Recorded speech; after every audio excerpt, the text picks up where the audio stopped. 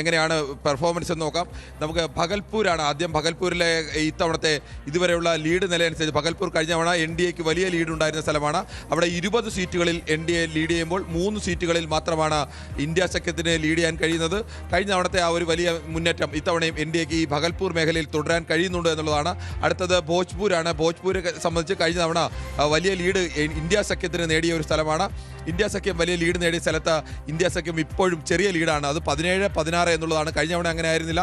നേരെ ഇരട്ടിയോളം സീറ്റുകളിൽ അവിടെ ജയിച്ചത് ഈ മേഖല എന്ന് പറയുന്നത്, ഉത്തർപ്രദേശുമായി അതിർത്തി പങ്കിടുന്ന ഈ മേഖല എന്ന് പറയുന്നത് ആർ ജെ ഡിയുടെ ശക്തി കേന്ദ്രമാണ്. ഈ ആർ ജെ ഡിയുടെ ശക്തി കേന്ദ്രത്തിൽ വലിയ ഇരട്ടിയിലധികം സീറ്റുകളാണ് കഴിഞ്ഞ തവണ ഇന്ത്യ സഖ്യം ആർ ജെ ഡിയൊക്കെ നേടിയത്. അവിടെ പക്ഷേ ഇപ്പോൾ 17-16 ആ ഇന്ത്യ സഖ്യത്തിൻ്റെ ശക്തി മേഖലയിലേക്ക് ബി ജെ പിക്ക് കടന്നു കയറാൻ കഴിഞ്ഞിരിക്കുന്നു എന്നതുകൂടി കാരണം.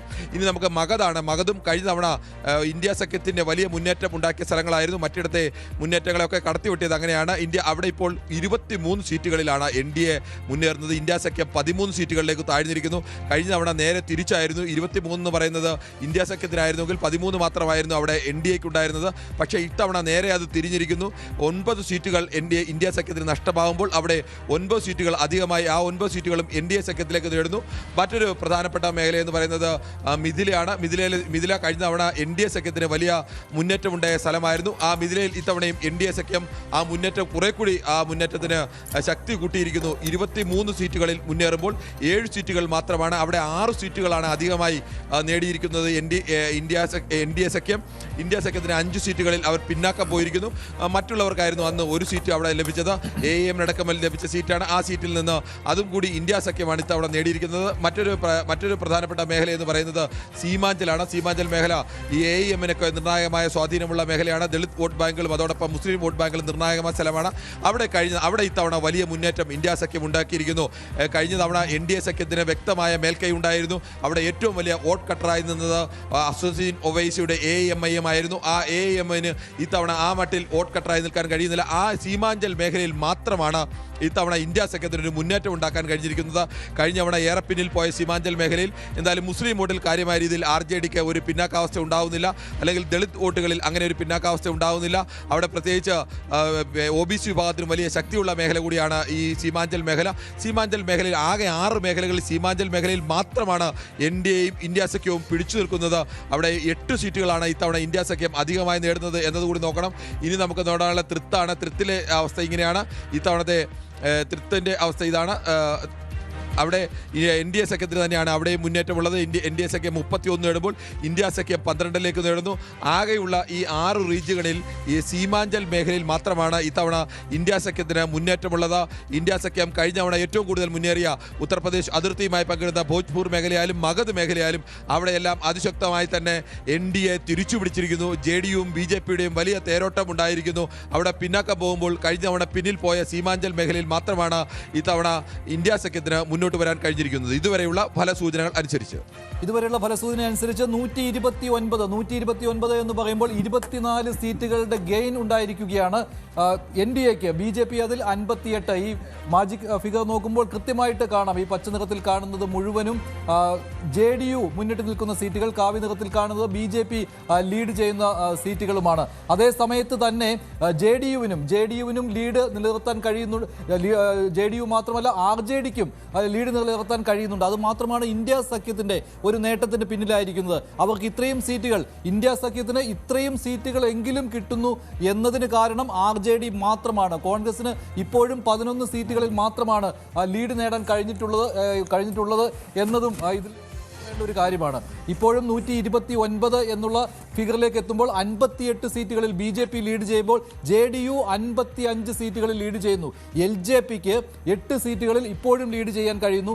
RLMന് 5 സീറ്റുകൾ. ഇതെല്ലാം കഴിഞ്ഞ തവണ ഇതേ പാർട്ടികൾ ജയിച്ച സീറ്റുകളാണെന്ന് കൂടി ഓർക്കണം. അതേ സീറ്റുകളിൽ അവർക്ക് ലീഡ് നിലനിർത്താൻ കഴിയുന്നു. HAMSന് 3 സീറ്റുകളിൽ ലീഡ് നിലനിർത്താൻ കഴിയുന്നു എന്ന് പറയുമ്പോൾ ഇതും കഴിഞ്ഞ തവണ അവർ ജയിച്ച സീറ്റുകളാണ്. മൊത്തം നോക്കുമ്പോൾ 129 എന്ന് പറയുമ്പോൾ 24 സീറ്റുകൾ ഇപ്പോഴും ഗെയിൻ. കഴിഞ്ഞ തവണ തോറ്റ സീറ്റുകളിൽ ഇത്തവണ NDA BJPയും JDUവും മറ്റ് പാർട്ടികളും ചേർന്ന് ലീഡ് ചെയ്യുന്നു എന്നാണ്. നേരത്തെ 130 വരെ ഈ ഫിഗർ പോയതാണ്. ഇപ്പോൾ വീണ്ടും 130ലേക്ക് തിരിച്ചെത്തിയിട്ടുണ്ട്. 130ലേക്ക് ഫിഗർ തിരിച്ചെത്തിയിരിക്കുന്നു. 130 സീറ്റുകളിൽ ഇപ്പോഴും ലീഡ് നിലനിർത്തിക്കൊണ്ട് പോകാൻ കഴിയുന്നുണ്ട്. 130 BJP അതിൽ 59, JDU 55, LJP 8, RLM 5, HAMS 3 എന്ന രീതിയിലേക്ക് മാറുന്നു. 131 ഈ ഫിഗർ കടന്നു. 131 സീറ്റുകളിലേക്ക് ലീഡ് കൂടി. അപ്പോൾ മറുവശത്ത് 67 എന്നതാണ് ഇന്ത്യ സഖ്യത്തിന്റെ മഹാസഖ്യത്തിന്റെ ലീഡ്. NDAയിൽ BJP 60 സീറ്റുകളിലേക്ക് ലീഡ് വർദ്ധിപ്പിച്ചു. 60. മറുവശത്ത് RJDക്ക് 45, കോൺഗ്രസിന് 11. അവിടെ 10 സീറ്റുകളിൽ ഇടത് പാർട്ടികളുടെ ലീഡുണ്ട്. 131, 67. ജൻസുരാജ് പാർട്ടി 3 സീറ്റുകളിൽ ലീഡ് ചെയ്യുന്നു. 2 സീറ്റിൽ മറ്റുള്ളവർ, അതിൽ ഒവൈസിയുടെ പാർട്ടിയും ലീഡ് ചെയ്യുന്നു.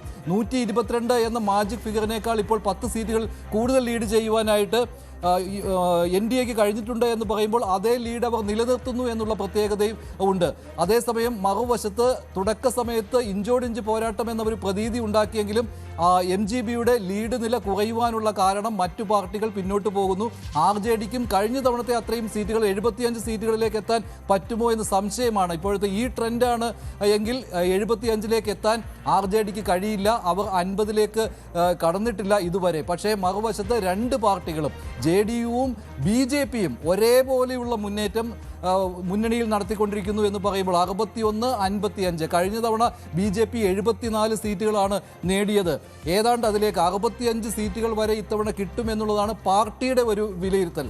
അതും കടന്നു പോകുമോ എന്നാണ്. ഏതാണ്ട് അതിലേക്ക് എത്തിക്കഴിഞ്ഞു. 61 സീറ്റുകൾ ലീഡ്. വലിയ സ്ട്രൈക്ക് റേറ്റിലേക്കാണ് ഇപ്പോൾ ഇത്രയും സീറ്റുകൾ കിട്ടുകയാണെങ്കിൽ. കാരണം 101 സീറ്റുകളിൽ മാത്രമാണ് BJP മത്സരിച്ചത്. അത്രയും സീറ്റുകളിൽ 101 സീറ്റുകളിൽ തന്നെ JDU മത്സരിച്ചു.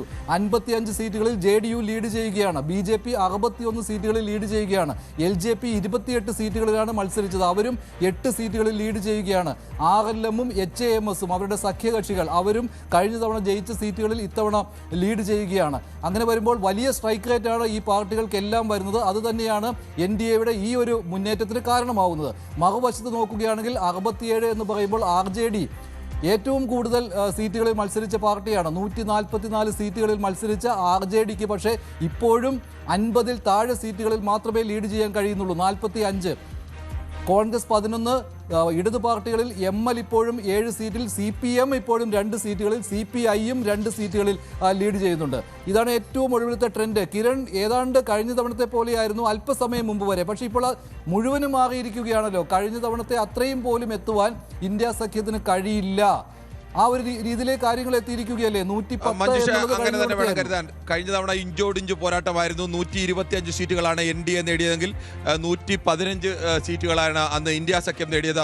ഇന്ത്യ സഖ്യത്തിന് അന്ന് പിടിച്ചു നിൽക്കാൻ കഴിഞ്ഞിരുന്നു. ഏറ്റവും വലിയ ഒറ്റക്കക്ഷിയായി 75 സീറ്റുകൾ നേടിക്കൊണ്ട് RJDക്ക് മുന്നേറ്റം ഉണ്ടാക്കാൻ കഴിഞ്ഞിരുന്നു. ഇത്തവണയും RJDക്ക് 75 എത്തിയില്ലെങ്കിലും ഇപ്പോഴത്തെ ലീഡ് നില ഇനി മാറി മറിഞ്ഞില്ലെങ്കിൽ, പക്ഷേ അങ്ങനെ മാറി മറിഞ്ഞ ചരിത്രങ്ങൾ സമീപകാല തെരഞ്ഞെടുപ്പുകളിലൊക്കെ ഉണ്ട്. അത് മാറി മറിഞ്ഞില്ലെങ്കിൽ RJDക്ക് നില കുറച്ചുകൂടി മെച്ചപ്പെടുത്താൻ കഴിയും. അതിനപ്പുറത്തേക്ക് 75ലേക്കൊന്നും എത്താൻ കഴിയുമെന്ന് തോന്നുന്നില്ല. പക്ഷേ കഴിഞ്ഞ തവണത്തേക്കാൾ ഏറ്റവും കൂടുതൽ നേട്ടമുണ്ടാക്കുന്ന, നിലവിലെ ലീഡ് നില അനുസരിച്ച് ഏറ്റവും കൂടുതൽ നേട്ടമുണ്ടാക്കുന്ന പാർട്ടി JDU ആണ്. കഴിഞ്ഞ തവണ 43 സീറ്റിലേക്ക് JDU പിന്നാക്കം പോയിരുന്നു.